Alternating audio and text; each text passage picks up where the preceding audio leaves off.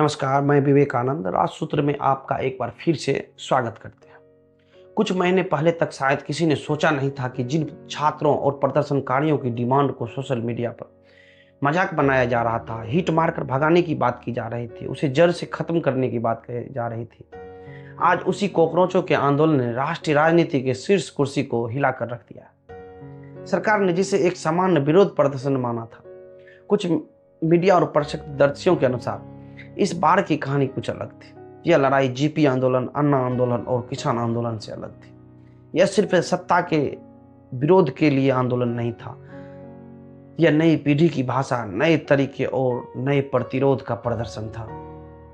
सरकार भूल गई थी कि जिस भाषा शैली के प्रयोग से कांग्रेस को सत्ता से बेदखल किया था, उससे कहीं ज्यादा खतरनाक भाषा शैली इन कॉकरोचों की है। आखिर ऐसा क्या हुआ कि 20 जुलाई के बाद पूरे देश का ध्यान जंतर मंतर की ओर चला गया? देश के महान युवा, देश का भविष्य सड़क पर आ गया। आंदोलन के पनपने की परिस्थितियों को जाने बगैर उनके बारे में बात करना मेरी समझ से बेईमानी होगी। देश भर में दर्जनों प्रतियोगी परीक्षाओं में पेपर लीक के आरोप, करोड़ों युवाओं की अनसुनी नाराजगी और पारदर्शिता की मांग, यह सब सोशल मीडिया के पोस्टों से निकलकर सड़कों का रुख करने लगा था। देश के गोदी मीडिया ने आंदोलन को हिंदू मुसलमान, चीन का एजेंट तो कभी देश विरोधी बताने का भरपूर प्रयास किया, लेकिन प्रदर्शनकारियों का मनोबल सरकार और देश के गोदी मीडिया समूह के इस अड़ियल रवैये से टूटने के बजाय और मजबूत होता गया। क्योंकि यह लड़ाई किसी संगठन का नहीं था, बल्कि देश के हर एक युवा की लड़ाई थी। इसमें बड़ी संख्या में ऐसे युवा शामिल होने लगे जो खुद को किसी राजनीतिक दल से नहीं, बल्कि अपने भविष्य से जोड़कर देखने लगे थे।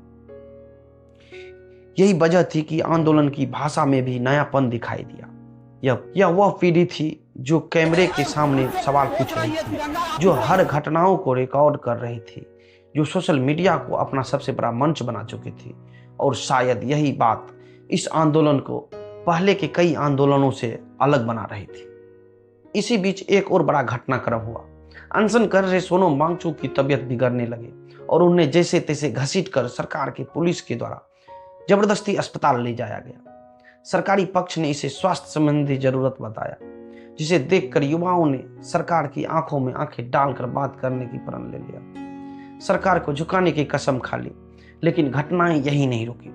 अस्पताल से ही सोनम वांगचुक के द्वारा 20 जुलाई को जंतर मंतर से संसद मार्च का आह्वान किया गया, जिसके बाद युवाओं का एक हुजूम जंतर मंतर की ओर चल पड़ा। 20 जुलाई की सुबह से ही दिल्ली के जंतर मंतर के आसपास माहौल बदलने लगा था। देश के अलग अलग राज्यों से छात्र, अभिभावक, सामाजिक कार्यकर्ता और कई संगठन दिल्ली पहुंचने लगे। धीरे धीरे वहां लाखों युवाओं की भीड़ जमा हो गई। भीड़ बढ़ने के साथ सुरक्षा व्यवस्था की लगातार सख्त होती गई।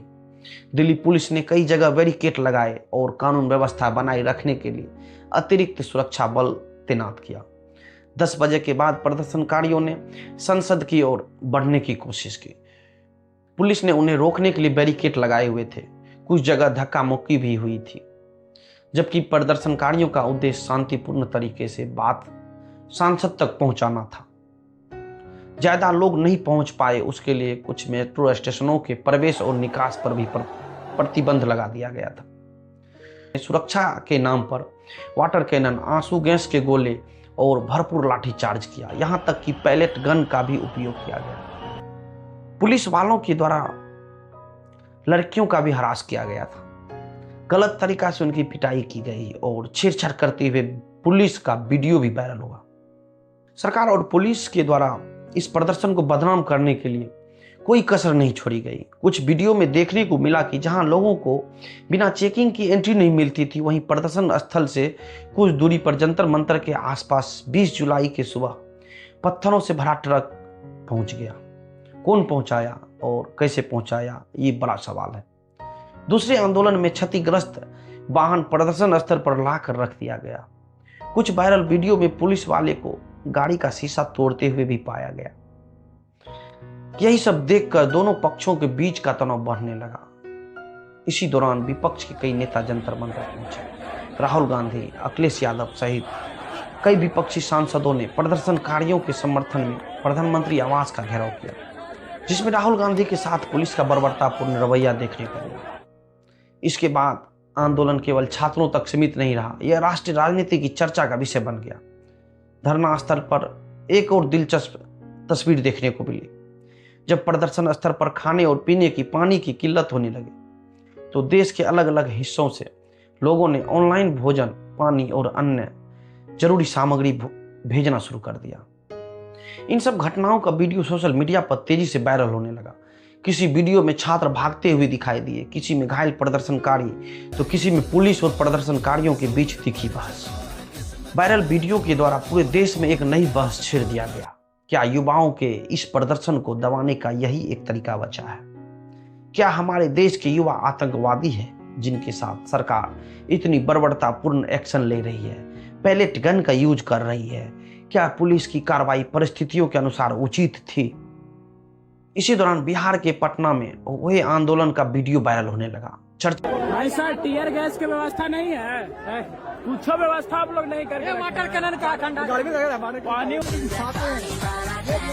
इसलिए ऐसा कहा जा सकता है कि यह आंदोलन कुछ अलग था, क्योंकि अभी तक ऐसा देखा गया था कि पुलिस के बर्बरतापूर्ण रवैये से प्रदर्शनकारी डरते थे। कुछ प्रदर्शनकारी बिना वर्दी वाले पुलिस कर्मियों से उनकी पहचान पूछते दिखाई दिए। पूछ रहा था कि लाठीचार्ज क्यों किया तूने। सोशल मीडिया पर इन सब वीडियो को लाखों लोगों ने देखा। कुछ लोगों ने इसे युवाओं की जागरूकता बताया, तो कुछ ने इसे पुलिस व्यवस्था पर सवाल उठाने का नया तरीका कहा।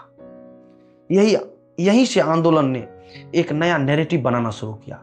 अब सवाल सिर्फ पेपर लीक का नहीं रह गया था। इस बीच सरकार की ओर से भी लगातार गतिविधियां तेज होने लगी। बैठकों का दौर शुरू हुआ। पेपर लीक कानून को और कठोर बनाने की चर्चा तेज हुई और पहली बार ऐसा महसूस होने लगा कि यह आंदोलन अब केवल सड़क पर नहीं बल्कि सत्ता के गलियारों में भी पहुंच चुका है। 24 जुलाई को कैबिनेट ने सार्वजनिक परीक्षा अधिनियम में संशोधन के प्रस्ताव को मंजूरी दी।